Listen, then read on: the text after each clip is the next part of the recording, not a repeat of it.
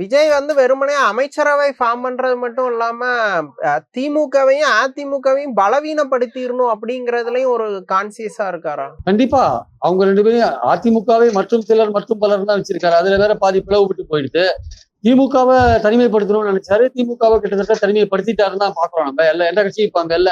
Accept தேமுதிக. அவங்களையும் நம்ப முடியாது. அவங்க என்னைக்கு வேணா யாரும் வேணா போவாங்க அவங்க. கமலஹாசன் அவருக்கு ராஜ்யசபா வாங்கிட்டாரு. இனிமே அவர் எந்த இடத்துல நிப்பாரு சொல்ல முடியாது. அதனால அவங்களும் தேமுதிக ராஜ்யசபா வாங்கிட்டாங்க. இனிமே எல்லாமே அஷ்டகுல தண்ணீர் பறவைகள் மாதிரி எங்க தண்ணி இருக்கோ அங்க அதை பார்த்து பறவை போற மாதிரி போயிட்டே இருக்க வேண்டியதுதான். ராஜ்யசபா வாங்கிட்டாங்க ஜாலியா 2 பேரும். இனிமே அவங்களுக்கு எந்த பிரச்சனையும் இல்லை. காங்கிரஸும் ராஜ்யசபா வாங்கியாச்சு. இதுல கடைசியா ஏமாந்து நிக்கிறது திமுக தான். சார், திமுகவோட இனிமேல் எதிர்க்கட்சி அரசியல் பண்றதுக்கான வாய்ப்புகள் எவ்வளவு இருக்கு? இப்போ அவங்களோட கூட்டணி கட்சிகள் எல்லாமே இந்த பக்கம் இருக்கிறாங்க. சோ அவங்க ஒரு டஃப் பேஸ்க்கு போயிட்டாங்களா திமுக? இப்ப எதிர்கட்சி அரசியல் பண்றது விஜயோட செயல்பாடுகளை பொறுத்து இருக்கு. அவரோட செயல்பாடுகள் இப்ப நாட்டுல சட்டம் ஒழுங்கு பிரச்சனை வராதியா இருக்கும். எல்லா ஆட்சியிலையும் வரதான் செய்யும்.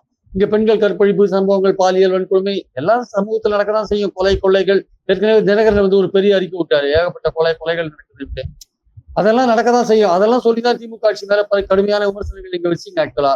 அதனால அவருடைய செயல்பாடுகள் பிளஸ் நாட்டுல நடக்கிற பல விஷயங்கள் இதெல்லாம் திமுக எப்படி ஹேண்டில் பண்ணுது, அது எதிர்கட்சியா எப்படி ஹேண்டில் பண்ணுது பொறுத்துதான் திமுகவுடைய வளர்ச்சி இருக்கும். அதுவும் உதயநிதி குறிப்பா எப்படி ஹேண்டில் பண்றாரு, சட்டசபைக்குள்ள எப்படி ஹேண்டில் பண்றாரு, சட்டசபைக்கு வெளியில எப்படி ஹேண்டில் பண்றாரு பொறுத்தா அது இருக்கிறத நம்ம பாக்குறோம். நம்ம கடந்த ஸ்டாலினோட ஆட்சியில வந்து தொடர்ந்து உயர்கல்வித்துறைக்கும் கவர்னருக்கும் தொடர்ந்து பிரச்சனைகள் இருந்துட்டே இருந்தது. மாணவர்கள் டிகிரி கொடுக்கிற விழாக்கள்ல கூட பிரச்சனை நடந்துச்சு.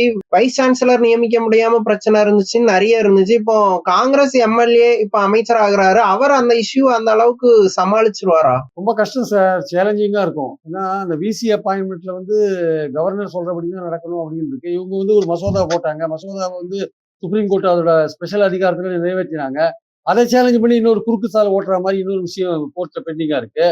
அதை இன்னும் டீட்டெயிலா போனா அது வேற மாதிரி போகும் ஆக்சுவலா. அதனால வந்து கோர்ட்ல உச்ச நீதிமன்றத்துல மறுபடியும் அது பெண்டிங்கா இருக்கு. கவர்னர் தன்னோட அதிகாரத்தை விட்டு கொடுக்க மாட்டேங்கிறார். இப்ப இருக்கிற கவர்னரும் கிட்டத்தட்ட ரவிமார் தான். அவரும் ஆர்எஸ்எஸ் காரர் தான். இப்ப இருக்கிறவரும் அவரும் அந்த அதிகாரத்தை விட்டு தர மாட்டார் விசி அப்பாயின்மெண்ட்ல. அதனால இவருக்கு ரொம்ப சிக்கல் வரும். யாருக்கு விஸ்வநாதனுக்கு வந்து அதை சமாளிக்கிறது ரொம்ப கஷ்டமா இருக்கும். கவர்னர் சொல்றபடி ஏற்றுக்கொண்டு போவதான்னா அப்புறம் அவர் சொல்ற ஆட்களை நீங்க போட வேண்டியதா இருக்கும். நீங்க அரசியல் ரீதியா நீங்க நினைக்கிற ஆட்களை யாரும் போட முடியாது. இல்ல விஜய் நினைக்கிறாலே போட முடியாது. மாதிரி பல விஷயம் இருக்கு. அதனால கவர்னரோட டீல் பண்ற விஷயங்கள், உயர்கல்வித்துறைன்றது கவர்னரோட கண்டிப்பா டீல் பண்ண வேண்டிய இடத்துல அவரை போட்டதுனால கஷ்டமான ஒரு விஷயம். சுற்றுலாத்துறை ஒண்ணும் இல்லை சார். அது வந்து பெரிய விஷயம் கிடையாது. அதை ஹேண்டில் பண்றது ரொம்ப சுலபமான விஷயம் தான். பட் ஆனால் உயர்கல்வி அப்படி கிடையாது. உயர்கல்வி வந்து இன்றைய இளைஞர்களின் எதிர்காலம் சம்பந்தப்பட்ட விஷயம். பல யூனிவர்சிட்டியோட தரம் குறைஞ்சிருக்கு. நிதி நிலைமை மோசமா இருக்கு. விசிக்கள் கிடையாது. அது நியமிக்கிறதுல பிரச்சனைகள், சட்ட பிரச்சனைகள், ரொம்ப சிக்கலான ஒரு இலாக்காவை வந்து விஸ்வநாதன் கொடுத்திருக்காரு. ஒருவேளை விஸ்வநாதன் அதை ஹேண்டில் பண்ணுவார் நம்பி கொடுத்தாரா, இல்ல காங்கிரஸ்காரர் தானே கவர்னரோட மோதட்டும், நம்ம கொஞ்சம் விலகி நின்றுக்கலாம் அப்படின்ற மாதிரியான ஒரு ஐடியால கொடுத்தாரான்னு தெரியல. பொறுத்திருந்து தான் பார்க்கணும். பாஜக வந்து தொடர்ந்து கல்வி நிலையங்களை தான் குறி வச்சுட்டு இருந்துச்சு. அவங்களுக்கு தேவையான ஆட்களை கொண்டு வர்றது இந்த மாதிரியான விஷயங்களை பண்ணிச்சு. இப்போ அகைன் அந்த மாதிரியான முயற்சிகள் நடக்குமா? இதை அவங்க எப்படி டாக்டிக்கலா சமாளிப்பாங்களா? ஏற்கனவே பள்ளி கல்வியில ப்ராப்ளம் சார். அந்த பிஎம்சி ஸ்கூல் ஏற்றுக்கிறதா வேண்டாமான்னு பிரச்சனை ஓடிட்டு இருக்கு. அது ராஜ்மோகன் பள்ளிக்கல்வித்துறை அமைச்சர் இருமொழி தான் எங்க கொள்கைன்றாரு. ஆனா இந்த பிஎம்சியில என்ன நிலைப்பாடுன்னு சொல்லல. அதே மாதிரி இப்போ ஹையர் எஜுகேஷன் மினிஸ்டர் விஸ்வநாதனுக்கும் பிரச்சனைகள் இருக்கு நிறைய. கோவிசெழியன் இருந்தபோது பல பிரச்சனைகளை சந்திச்சார். பொன்முடி இருந்தபோது பல பிரச்சனைகளை சந்திச்சார். அதே மாதிரிதான் இப்போ இவருக்கும் பிரச்சனைகள் வரும். இவர் காங்கிரஸ்காரராக போயிட்டார். கவர்னர் இவர் எப்படி டீல் பண்ணுவார் சொல்ல முடியாது. அதனால வந்து அரசாங்கத்தோட கொள்கை என்ன, விஜய் என்ன மனசுல நினைக்கிறாரு, அதை நிறைவேற்ற வேண்டிய கட்டாயம் இவருக்கு இருக்கும். இல்ல நம்ம கவர்னரோட அட்ஜஸ்ட் பண்ணிட்டு போலாம், எப்படியோ பிசிஏ போட்டானு அவர் நினைக்கிறாலே போடுங்க பாத்துக்கலாம் அப்படின்னு சொல்லிட்டாருன்னா ஒண்ணும் பண்ண முடியாது. மாநில அரசோட அதிகாரத்தை விட்டு கொடுக்குற மாதிரி ஆயிடும். பல மாநிலங்கள்ல மாநில அரசு விரும்புறாலதான் ஈஸியா போடுறாங்க. தெலுங்கானா போன்ற மாநிலங்கள் எல்லாம் இருக்கு, குஜராத்ல கூட இருக்குன்னு நினைக்கிறேன். அப்போ இங்க மட்டும் திமுக அரசு எடுத்த அந்த முயற்சி வந்து சுப்ரீம் கோர்ட் வரையும் போய் கூட ஃபெயில் ஆயிடுச்சுன்ற ஒரு நிலைமை வரும்போது கவர்னர் கடிபடிஞ்சு போயிட்டு இந்த மாநில அரசுன்ற ஒரு எண்ணம் வரும். அப்போ மத்திய அரசு கடிபடிஞ்சு போயிடுச்சுன்ற ஒரு எண்ணம் வரும். அது காங்கிரஸ்காரர் மூலமாவே அதை பண்றாங்க அப்படின்ற ஒரு எண்ணம் வரும்போது நிச்சயமா சிக்கலான விஷயம் தான். ஆனா பல காங்கிரஸ் கவர்மெண்ட் ஏற்கனவே இருக்கு. அவங்களுக்கு பல மாநிலங்கள்ல கேரளால வந்து எல்டிஎஃப் கவர்மெண்ட் இருக்கும்போது கவர்னர் பிரச்சனை பண்ணார். இப்போ காங்கிரஸ் கவர்மெண்ட் வந்திருக்கு, அங்கேயும் பிரச்சனை. இதே கவர்னர் தான் அங்கேயும் இருக்காரு. பிரச்சனை பண்றதுக்கான வாய்ப்புகள் இருக்கு. மொத்தத்துல பிரச்சனைகளை வந்து காங்கிரஸ் மந்திரி ஃபேஸ் பண்ணட்டும்னு விஜய் விட்டார் போகுது. சார் இப்போ உலகம் முழுவதுமே இப்போ இந்த அமெரிக்கா ஈரான் பிரச்சனையால பெரிய கிரைசிஸ் நிலவிட்டு இருக்கு. இந்தியாலையும் எரிபொருள் ஷார்டேஜ் அந்த மாதிரியான விஷயங்கள் இருந்துட்டு இருக்கு. இந்த மாதிரியான ஒரு கிரைசிஸ் அதிகமா இருக்கக்கூடிய நேரத்துல தமிழ்நாடு அமைச்சரவையில மொத்தமுமே வந்து ஒரு இன்எக்ஸ்பீரியன்ஸ்டான ஆட்கள். வெறுமனையா அமைச்சர் ரீதியான இன்எக்ஸ்பீரியன்ஸ்ங்கிறத விட அவங்களுக்கு அரசியலே வந்து புதுசுதான். சோ இந்த ஒரு சவாலான காலகட்டத்துல இந்த மாதிரியான அமைச்சர்கள் பதவிக்கு வந்தது நீங்க எப்படி பாக்குறீங்க? இது ஒரு நீங்க சொல்ற மாதிரி ஒரு சிக்கலான ஒரு விஷயம் தான், சங்கடமான விஷயம் தான். ஏன்னா எல்லாருமே புதுசு. ஒரு கட்சி இப்ப எம்ஜிஆர் முதல் ஆட்சிக்கு வந்த போது கூட யாருக்குமே நிர்வாகத்துல அப்போ திமுக இருந்தவங்க சில பேர் இருந்தாங்க. இருந்தாலுமே பெரும்பாலும் புதியவர்கள் நிறைய பேர் இருந்தாங்க. அதனால இந்த மாதிரியான விஷயங்கள் நடக்கிறது வந்து அரசியல்ல வந்து ஒரு சாதாரண விஷயம் தான், இயல்பான விஷயம் தான். ஆனால் வரவங்க வந்து 2-3 மாசத்துல அதுல இளைஞர்களா இருக்கிறதுனால 2-3 மாசத்துல தெளிவான விஷயங்களை புரிந்து கொள்வார்கள் அப்படின்னு ஒரு நம்பிக்கை இருக்கலாம். பல மாவட்டங்களுக்கு பிரதிநிதித்துவம் கிடையாது. 19 மாவட்டங்களுக்கு பிரதிநிதித்துவம் கிடையாது. அந்த மாவட்டங்களுக்கும் சேர்த்துதான் வந்து நீங்க அமைச்சர்கள் வேலை செய்ய வேண்டிய அவசியம் இருக்கு. ப்ராபப்ளி விஜய் என்ன நினைச்சிருக்கலாம், ஒரு மாவட்டத்துக்கு ஒரு அமைச்சரை போட்டு அவரு எதேச்சிகாரமா சர்வாதிகாரியா நடந்துட்டு தான் தான் எல்லான்ற மாதிரி நடந்துக்கிற விஷயம் திமுக நடக்குது பாருங்க. அந்த மாதிரி நடந்துற போதுன்னு பல மாவட்டங்களுக்கு இல்லாததும் பரவாயில்ல. தமிழ்நாடு முழுக்க ஒரு அமைச்சர்னா தமிழ்நாடு முழுக்க அமைச்சர், ஒரு குறிப்பிட்ட மாவட்டத்துல அதிகாரம் பண்ற அமைச்சரா இருக்க வேண்டிய அவசியம் இல்ல. அந்த லெவல்ல முடிவு பண்ணிட்டார் போல் இருக்கு. அதனால இந்த நிர்வாகம்ன்றது வந்து அது உடனடியா கத்துக்க முடியும், காலப்போக்குல அந்த நெளிவு சுழிவுல கத்துக்கிறதுக்கான வாய்ப்புகள் இருக்கு. அது ஒன்றும் பெரிய விஷயம் கிடையாது. ஆனால் அதுல அடிப்படையான விஷயம் என்னன்னா, நீங்கள் வந்து மக்களுக்கு நல்லது செய்ய விரும்புறீங்க, ஊழல் இல்லாத ஒரு ஆட்சி நடத்துறீங்க அப்படின்றதுல ரொம்ப தெளிவா இருந்தீங்கன்னா, உங்களுக்கு வந்து அதிகாரிகள் உதவி பண்ணணும். இப்ப திமுக கவர்மெண்ட் கவுந்ததுக்கு அதிகாரிகள் தான் காரணம்னு பல பேர் சொல்றாங்க. அதனால அதிகாரிகளை எந்த அளவுக்கு நம்புறது, அதிகாரிகளை எந்த இடத்துல வைக்கிறது, அதிகாரிகள் சொல்றதை எந்த அளவுக்கு ஏத்துக்கிறது, நம்ம விஷயத்தை எப்படி அதிகாரிகள் மூலமா எக்ஸிக்யூட் பண்றது, இதெல்லாம் தான் முக்கியமான விஷயம். இதுக்கெல்லாம் கொஞ்சம் அனுபவம் வேணும், கொஞ்சம் காலம் வேணும், சில மாதங்களாவது அவங்களுக்கு வேணும். அதனால சில மாதங்கள் கழிச்சு தான் இந்த கவர்மெண்ட்டை நம்ம வந்து எடை போடணும். இப்போ நேத்து வந்து தமிழ்நாட்டுல அங்கங்க திவிகவோட நிர்வாகிகள் எம்எல்ஏக்கள்னு போய் மருத்துவமனையில வந்து இஷ்டத்துக்கு ஆய்வு பண்ண விஷயங்கள்லாம் சர்ச்சையாச்சு. அந்த மாதிரி விஷயத்த நீங்க எப்படி பாக்குறீங்க? ஒரு மாதிரி இன்எக்ஸ்பீரியன்ஸ்டாவே பிஹேவ் பண்றாங்களா தொடர்ந்து?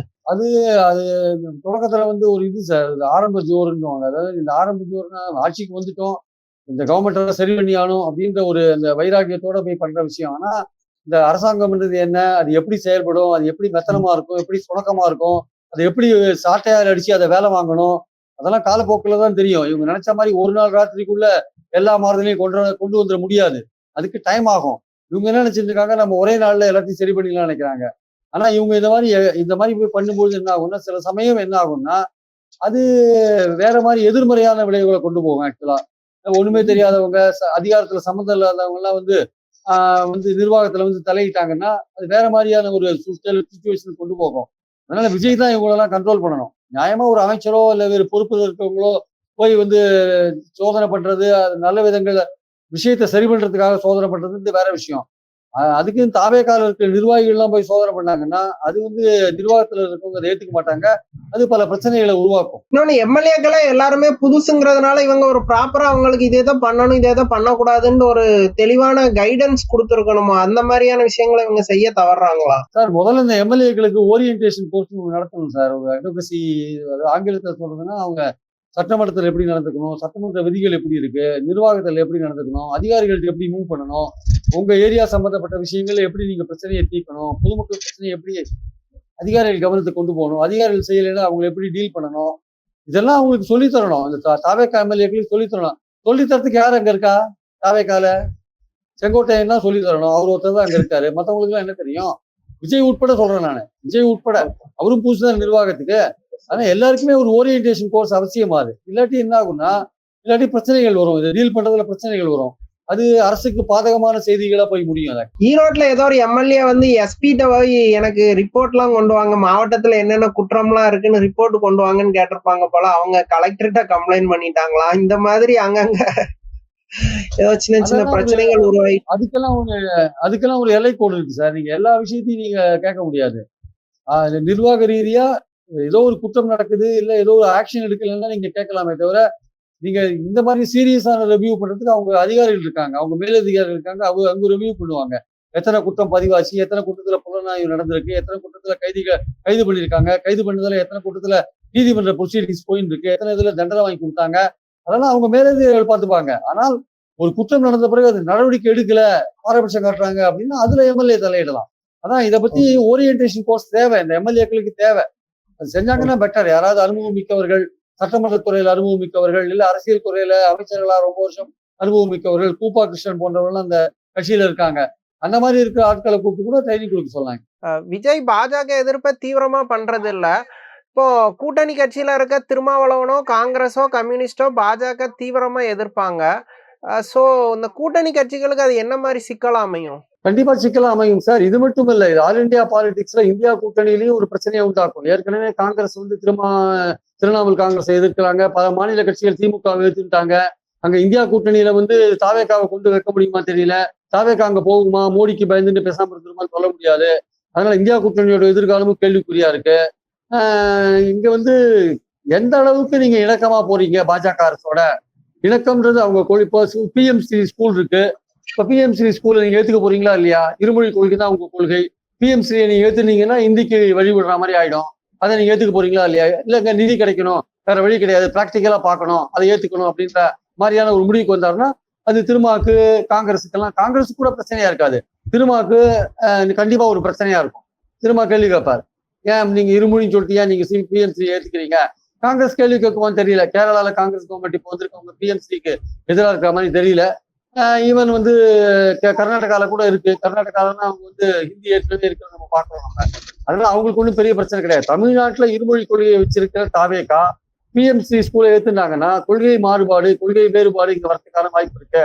அப்போ பாஜக சொல்றது நீங்க ஏத்துனீங்கன்னா அப்போ திருமாவளவன் போன்றவர்கள் என்ன மாதிரியான நிலைப்பாடு எடுப்பாங்கன்னு ஒரு கேள்விக்குறி. அதே மாதிரி பாஜகவுடைய பலவிதமான ஒன் நேஷன் ஒன் எலெக்ஷன், இல்ல வந்து இந்த இது மாநிலங்கள்ல வந்து இந்த எம்பிக்களோட சீட்டுகள் அதிகப்படுத்துறது, இது பண்றது, மறுசீரமைப்பு, தொகுதிகள் மறுசீரமைப்பு, அதுல என்ன மாதிரி கருத்துக்கள் வரும்போது வக்போர்டு பில்லு போன்ற விஷயங்கள், பல விஷயங்கள் இருக்கு. கொள்கை ரீதியான பல விஷயங்கள் இங்க இருக்கு. நாளைக்கு வந்து யூனிஃபார்ம் சிவில் கோட் கொண்டு வந்தாங்கன்னா அதுல இவங்களுடைய கருத்து என்னவா இருக்கும் சொல்ல முடியாது.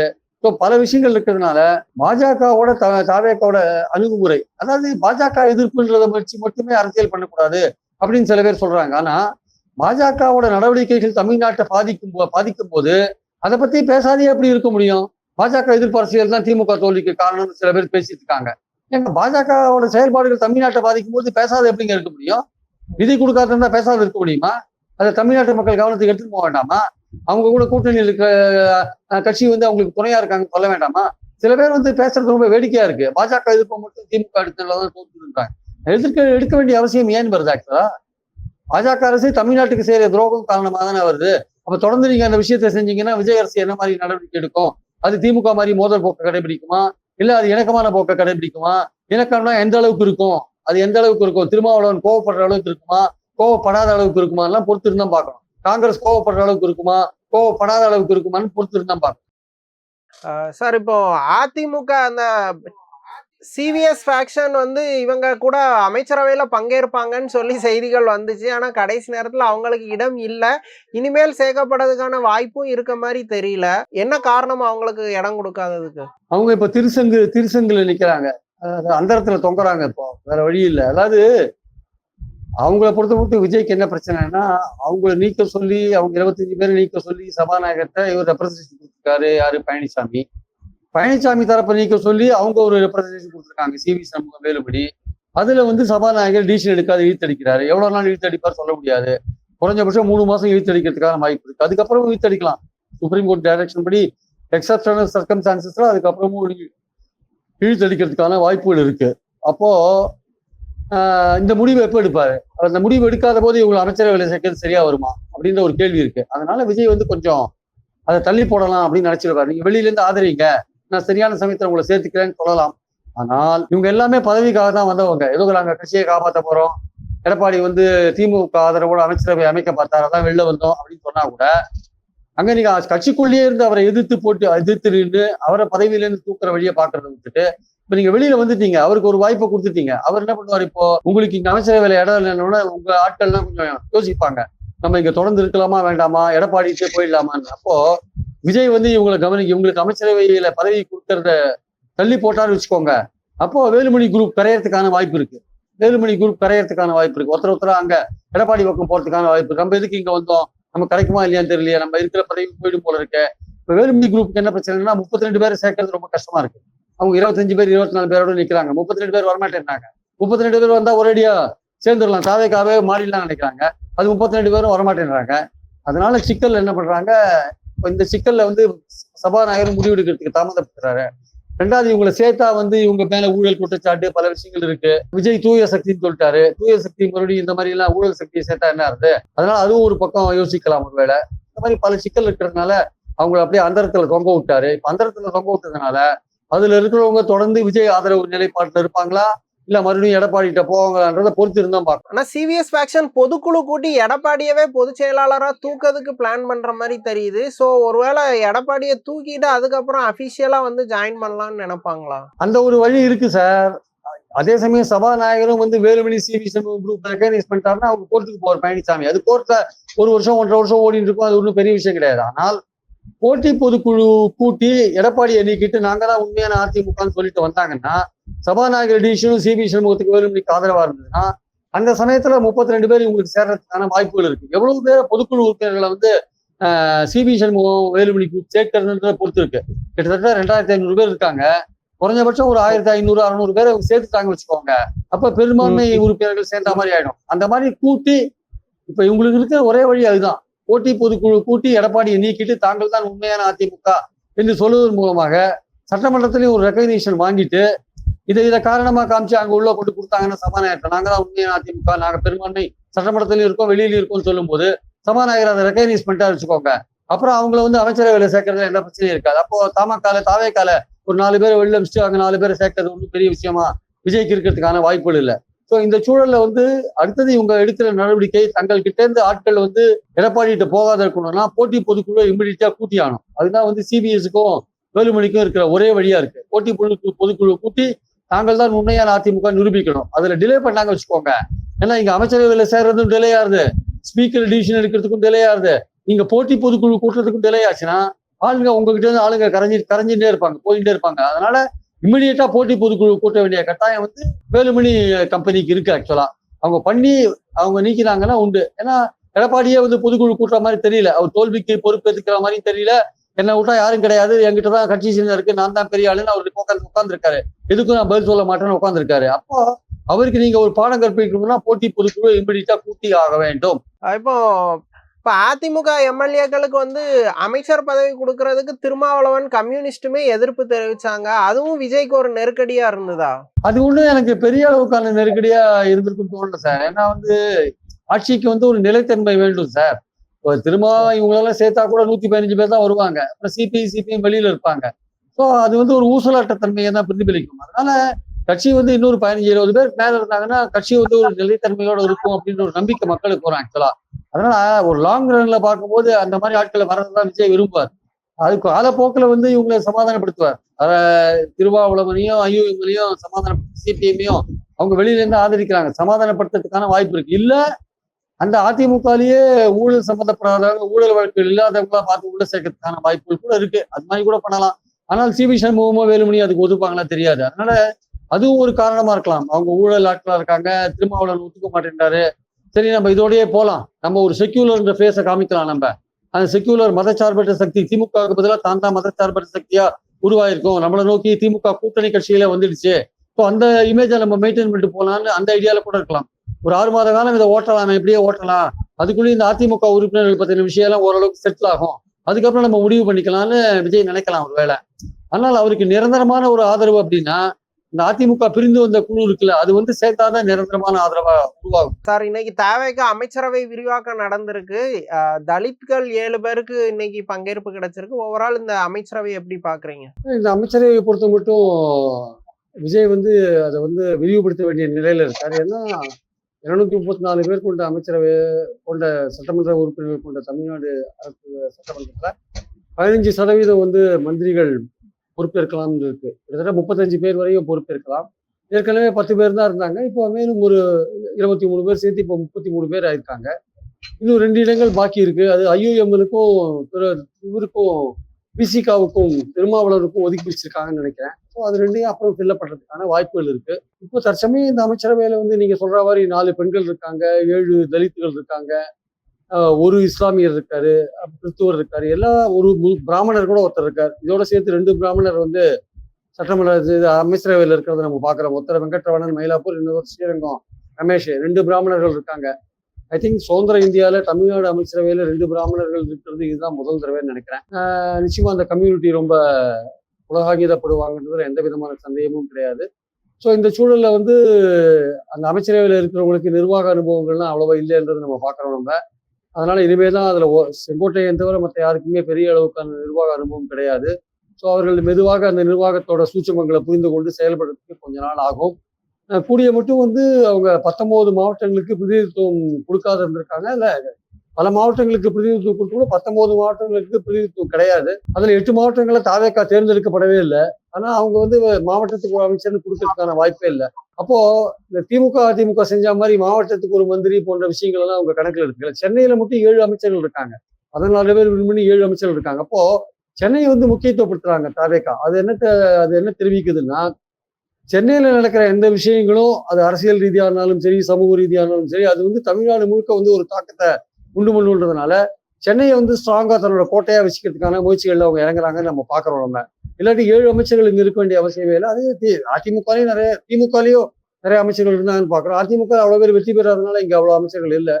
ஸோ அதனால சென்னைக்கு ஒரு பெரிய முக்கியத்துவம் கொடுக்குறாங்க. சென்னை, திருவள்ளூர், செங்கல்பட்டு, காஞ்சிபுரம் பகுதிகளில் கிட்டத்தட்ட 32 இடங்கள்ல அவங்க வின் பண்ணிருக்காங்க அவுட் ஆஃப் 44 இடங்கள்ல. அதனால இங்க அதிகமான பிரதிநிதித்துவம் கொடுக்க வேண்டிய அவசியம் இருக்கிறதுனால கொடுத்துருக்காங்க. மொத்தத்துல இந்த அமைச்சரவை பார்க்கும்போது ஆவரேஜான வயசு வந்து ஒரு 45-50க்குள்ள இருக்குன்னு நினைக்கிறதுனால ஒரு பீட் அண்ட் ட்ராக்ல எல்லாருமே நடந்த பாதையில நடக்காம நம்ம எல்லோருக்கும் ரெப்ரஸன்டேஷன் அப்படின்ற முறையில கொடுக்கப்பட்ட ஒரு அமைச்சரவையா இருக்கிறதையும் பாக்குறோம். பெண்கள், இஸ்லாமியர்கள், கிறிஸ்துவர்கள், சிறுபான்மை ஜாதியை சேர்ந்தவர்கள் எல்லாருக்குமே கொடுத்துருக்காங்க. ஸோ நல்ல முயற்சி எடுத்திருக்காங்க. போக போதான் இவங்க எப்படி செயல்படுறாங்கன்றதை பொறுத்து தான் நம்ம சொல்ல முடியும். திருமாவளவனும் ஐயமும் இன்னைக்கு சேராது வந்து கொஞ்சம் ஆச்சரியத்தை உண்டாக்குறது. ஏன்னா அவங்க முடிவெடுக்கிறதுக்கு கொஞ்சம் லேட் ஆனதுனால அந்த பதவியேற்புல அவங்க கலந்துக்க முடியல. பதவியேற்புல அமைச்சர்களாக பங்கேற்க முடியல.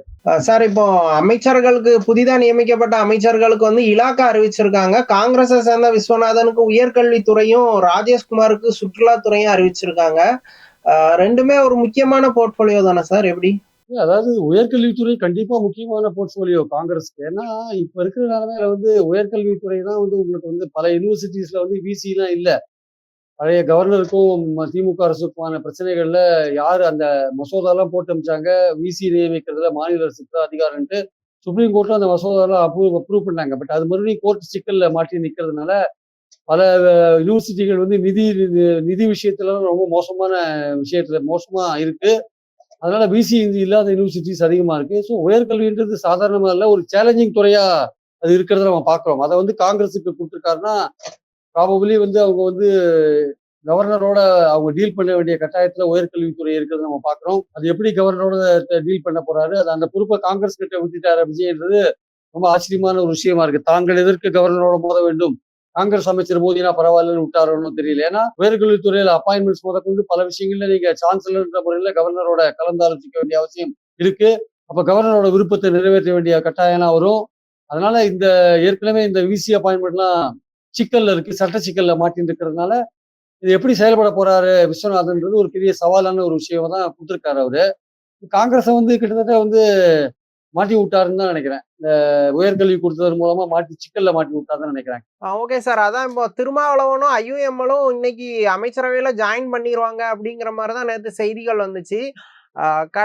ஆனா இன்னைக்கு ஜாயின் பண்ணல. என்ன காரணம்? அது 2-3 காரணங்கள் சொல்றாங்க சார். அதாவது விஜயை பொறுத்த மட்டும் திருமாவளவனை உள்ள இழுத்து போறதுக்கான முயற்சியில் இறங்குறாரு. ஏன்னா இவங்க வெளியில இருந்தாங்கன்னா இஷ்யூ பை இஷ்யூ ஆதரிப்பாங்க, ஒரு மாதிரி சங்கடத்தை உண்டாக்குவாங்க கவர்மெண்ட்டுக்கு. இவங்களை உள்ள இழுத்து போட்டாங்கன்னா ஒன்றும் பேச மாட்டாங்க. அமைச்சரவையோட கூட்டு பொறுப்புல அவங்க இருப்பாங்க. ஸோ வாயை அடைக்கிறதுக்கான வாய்ப்புகள் இருக்கு. எல்லாத்தையும் வெளியில பேசிட்டு இருக்க மாட்டாங்க, கருத்து சொல்லிட்டு இருக்க மாட்டாங்க. ஏன்னா அமைச்சரவைக்குள்ள இருக்கிறதுனால. அதனால எப்படியாவது அவங்களை உள்ள இழுத்து போடணும், ஐஎம்எல் உள்ள இழுத்து போடணும். திமுக கூட்டணியை உடைக்கணும்ன்றது நோக்கம். அது உடைச்சிட்டாங்க. சிபிஎம் எல்லாம் வந்துருச்சு வெளியில. விடுதலை சிறுத்தைகள் வெளில வந்தாச்சு. இனிமே வந்து திருமாவளவன் நான் அமைச்சரவைக்குள்ள போன பிறகு நாங்கள் இன்னும் திமுக கூட்டணியில் தொடர்கிறோம்னு சொன்னார்னா அது ரொம்ப வந்து கேலிக்குரிய ஒரு விஷயமா மாறிடும். அதனால திமுக கூட்டணியை வந்து முறித்து கொள்ள வேண்டிய கட்டாயத்துல அவர் இருக்கார். அதை வெளிப்படையா சொல்லிடணும். அதுல குழப்பம்லாம் கூடாது. அது அரசியல்ல இதெல்லாம் சகஜம்தான். முதுகுல குத்துறதெல்லாம் விட்டு விலகி போறதெல்லாம் சகஜம்தான். விடுதலை சிறுத்தைகளுக்கு ஒரு வாய்ப்பு வந்திருக்கு அதிகாரத்துல பங்கு கொள்றதுக்கு. அவங்க நோக்கமே வந்து அதிகாரத்துல பங்கு கொள்றதா. அந்த நோக்கத்துக்கு ஒரு வாய்ப்பு வந்திருக்கும் போது அதை வந்து அவைல் பண்ண வேண்டியது அவங்க பொறுப்பு. அதை அவைல் பண்ணிட்டோம். அது வந்து பதவி என்பது வெறும் அலங்கார கிரீடம் மட்டுமல்ல, அது ஒரு முட்கள் நிறைந்த கிரீடம். அது நீங்க உள்ள போயிட்டீங்கன்னா பலவிதமான சங்கடங்களை அனுபவிப்பீங்க. பலவிதமான சாதகங்களும் அதுல இருக்கு. சாதக பாதகங்கள் ரெண்டுமே கொண்டதுதான் அது அதிகார பதவி. அதனால நீங்க அது ரெண்டுத்தையும் நீங்க அனுபவிக்கணும்னா உள்ள போய் தான் ஆகணும். அப்போ உங்களுக்கு உங்க நோக்கம் நிறைவேறணும்னா உள்ள போய் தான் ஆகணும். நீங்க இப்போ வெளியில இருந்துட்டு திமுக கூட்டணியில் தொடர்கிறோம், ஆனால் வந்து தாவேக்காவை ஆதரிக்கிறோம், அதெல்லாம் நீங்க உள்ள போன பிறகு சொல்ல முடியாது. நீங்க அதுக்கப்புறம் திமுக கூட்டணியை முடிச்சுட்டு உள்ள போனதாதான் கணக்கு. திமுக கூட்டணி முறிந்ததுன்னு தான் கணக்கு. ஆக்சுவலா உங்களுடன் திமுக கூட்டணி முறிந்ததுன்னு தான் கணக்கு. ஐயுஎம்னு கிட்டத்தட்ட அதே மாதிரிதான். நாங்கள் திமுக கூட்டணியை ஆதரிப்போம், 29 திமுகவோடு இருப்போம்லாம் சொல்றதுக்கான வாய்ப்பு இல்லை. தாவேக்காவுடைய நோக்கம் திமுக கூட்டணியை உடைச்சு தங்களை வந்து ஒரு மதச்சார்பற்ற சக்தி என்று நிரூபித்துக் கொள்வது. அதை நோக்கிதான் விஜய் போறாரு. அதே சமயம் ஒரு நிலையான மந்திரி சபை கொடுக்கணும். இவங்களெல்லாம் உள்ள இழுத்து போட்டா வெளியில அவ்வளவா பேச மாட்டாங்க, உள்ள வந்துட்டாங்க இவங்க அடக்கமா இருப்பாங்க, பிரச்சனை இல்லாம இருப்பாங்க அப்படின்னு உள்ள இழுத்து போடுறாரு. அதுதான் அவருக்கு விஜய்க்கு இது வெற்றி தான் ஆக்சுவலா வந்து. ஏன்னா இந்த ரொம்ப வெளியில இருந்தாங்கன்னா அவங்க ஆதரவு வந்து ஒரு நிலையற்ற ஒரு தன்மையா இருக்கும். உள்ள இழுத்து போட்டாங்கன்னா ஆதரவு வந்து உறுதியா மாறிடும். ஏற்கனவே 5 காங்கிரஸ் பிளஸ் இவங்க 2 2 4 5 நாள் 9 பேரு, 106 9 115 பேரு. வெளியில இருக்கிற சிபிஐ சிபிஎம் வந்து அவங்க ஆட்சியை கவுக்குற அளவுக்கு போக மாட்டாங்க. பிரச்சனைகளை கருத்து சொல்ல வளர்த்து ஆட்சியை கவுக்குற அளவுக்கு போக மாட்டாங்க. ஸோ 119 தெளிவாயிடும்.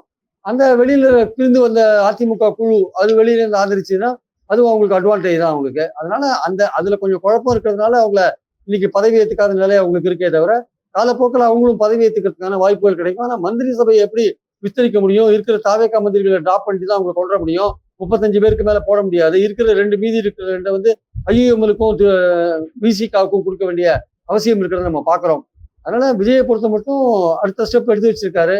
ஆனா அதே சமயம் அந்த விழால வந்து வந்தே மாதரம் பண்ணது வந்து கண்டிக்கத்தக்கது. அதே தமிழுக்கு 3வது இடம் தள்ளப்பட்டது கண்டிக்கத்தக்கது. போன தடவை வந்து பதவி ஏற்கும் போது அது மாதிரி நடந்த போது ஆதவ அர்ஜுனா என்ன சொன்னாரு, அடுத்த தடவை அது மாதிரி நேராம பார்த்து போனாரு. இன்னைக்கு மறுபடியும் அதே விஷயம் தான் நடந்திருக்கு. ஆனால் இதெல்லாம் வந்து சென்ட்ரல் கவர்மெண்ட் இன்ஸ்ட்ரக்ஷன் பேர்ல கவர்னர் கலந்து கொள்ற ஃபங்க்ஷன்ல வந்தே மாதரம் முதல்ல, அப்புறம் வந்து ஜனகணமன, அப்புறம் தான் தமிழ்தா வாழ்த்துன்னு சொல்றாங்க. நாளைக்கு அசம்பிளி செஷன்ல கவர்னர் உரையாற்றும் போது சட்டசபைக்குள்ள கவர்னர் ஸ்பீக்கர் தான் முடிவெடுக்கணும்.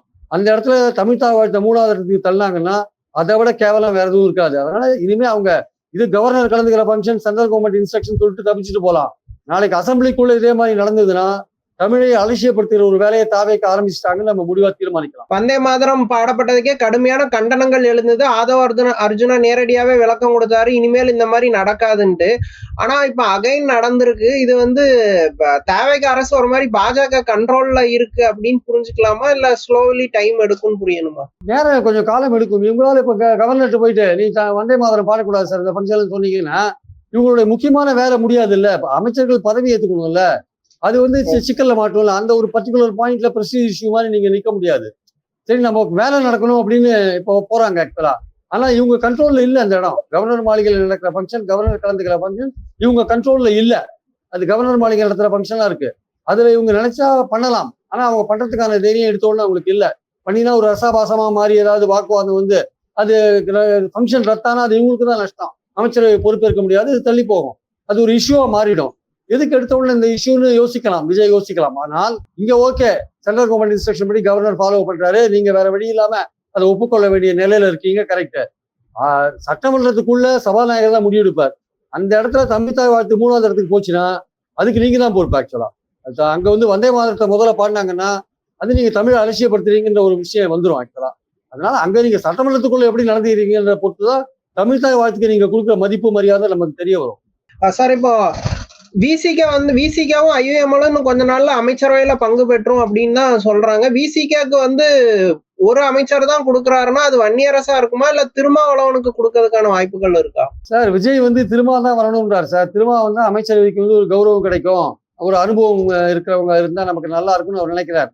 ஆனா திருமாவளவன் என்ன சொல்றாரு, எனக்கு டெப்டி சீஃப் மினிஸ்டர் கொடு, அப்பதான் நான் வருவேன் அப்படின்றார். வெறும் அமைச்சரா கொடுத்தா வரமாட்டேன், இல்லாட்டி அமைச்சர்னா எங்க வன்னியரசை தள்ளி விடுறேன், அவர் அமைச்சரா இருப்பாரு. வன்னியரசு எங்களுக்கு வேண்டாம், அவரு ஜடாலியா ஏதாவது பேசிட்டே இருப்பாரு அப்படின்னு அவங்க சொல்றாங்க. அதனால அப்ப அதுல பிரச்சனை இருக்கு. ஆனா கடைசியில வந்து அந்த இஷ்யூ வந்து முடிஞ்சிருச்சுன்னு சொல்றாங்க, முடியலன்னு சொல்றாங்க. அதனாலதான் பதவி ஏத்துக்கலன்னு சொல்றாங்க. அமைச்சரவைக்குள்ள போறது உறுதி. வன்னியரசு வந்து விஜய் ஏத்துனாருன்னா நாளைக்கோ நாளைக்கோ கூட ஐயுஎம்எலோட சேர்ந்து பதவி ஏற்ப வச்சிருவாங்க.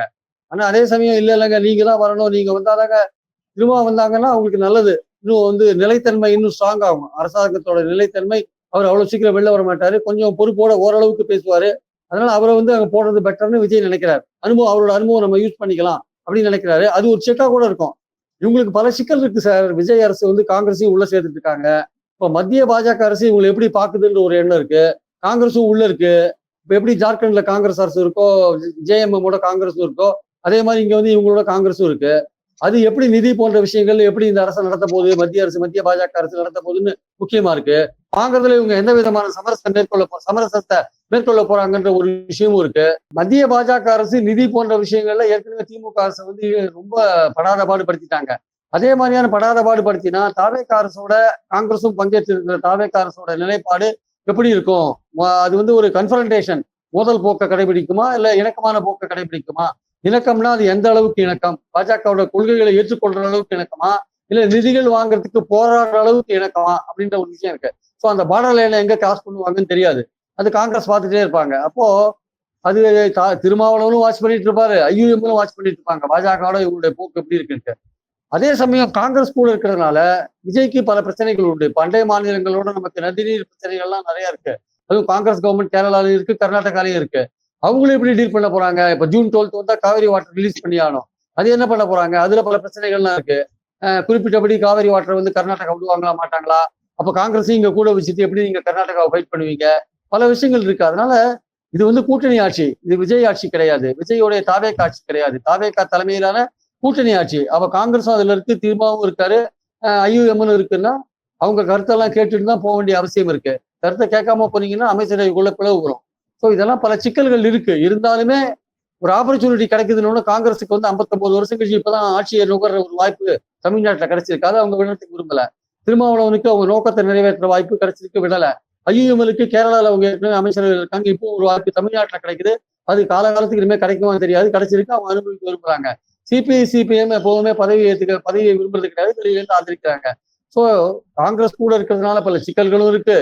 காங்கிரஸ் கூட இருக்கிறதுனால நீங்க பாஜகவோட உங்க அணுகுமுறையை வந்து எப்படி அமைச்சுக்கிறீங்கன்ற ஒரு எச்சரிக்கையோடு இருக்க வேண்டிய அவசியமும் இங்க இருக்கிறத நம்ம பாக்குறோம் நம்ம ஆக்சுவலா.